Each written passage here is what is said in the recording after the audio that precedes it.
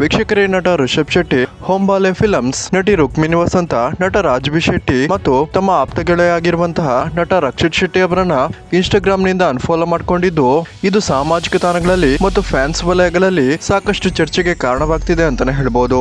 ಕೆಲವರಂತೂ ನಟ ರಿಷಬ್ ಶೆಟ್ಟಿ ಇನ್ಮುಂದೆ Kantara 3 cinema ಮಾಡೋದಿಲ್ವಾ, ಹೊಂಬಾಲೆ films ನ ಜೊತೆಗೆ ಯಾವುದೇ ರೀತಿಯ ಸಿನಿಮಾವನ್ನ ಮಾಡಲ್ವಾ ಅಂತ ಪ್ರಶ್ನೆಗಳನ್ನ ಮಾಡ್ತಿದ್ದು, ಇನ್ನು ಕೆಲವರು ನಟ ರಕ್ಷಿತ್ ಶೆಟ್ಟಿ ಅವರ ಜೊತೆಗೆ ರಿಷಬ್ ಶೆಟ್ಟಿ ಜಗಳ ಮಾಡಿಕೊಂಡಿದ್ದಾರಾ ಅನ್ನುವ ಸಾಕಷ್ಟು ಪ್ರಶ್ನೆಗಳನ್ನ ಕೂಡ ರಿಷಬ್ ಶೆಟ್ಟಿ ಅವರ ಇನ್ಸ್ಟಾಗ್ರಾಮ್ ಪೇಜ್ಗೆ ಹೋಗಿ ಕಮೆಂಟ್ ಮೂಲಕ ಪ್ರಶ್ನೆಗಳನ್ನ ಮಾಡ್ತಿದ್ದಾರೆ. ಈ ಒಂದು ಸುದ್ದಿ ವೈರಲ್ ಆಗ್ತಿದ್ದಂತೆ ಸ್ವತಃ ರಿಷಬ್ ಶೆಟ್ಟಿ ಅವರೇ ಇದಕ್ಕೆ ಸ್ಪಷ್ಟನೆಯನ್ನ ಕೊಟ್ಟಿದ್ದು, ನಾನು ಹೊಂಬಾಲೆ ಫಿಲಮ್ಸ್ ಮತ್ತು ರಕ್ಷಿತ್ ಶೆಟ್ಟಿ ಅವರನ್ನ 3 ತಿಂಗಳ ಮುಂಚೆನೆ ಅನ್ಫಾಲೋ ಮಾಡಿದ್ದೆ.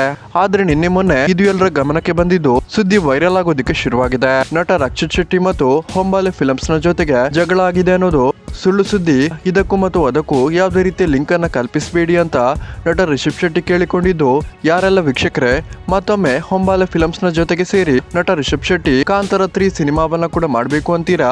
ಈ ವಿಡಿಯೋಗೊಂದು ಲೈಕ್ ಮಾಡಿ, ಹಾಗೇನೆ ಕಾಂತಾರ ಅಂತ ಕಮೆಂಟ್ ಮಾಡಿ ತಿಳಿಸಿ.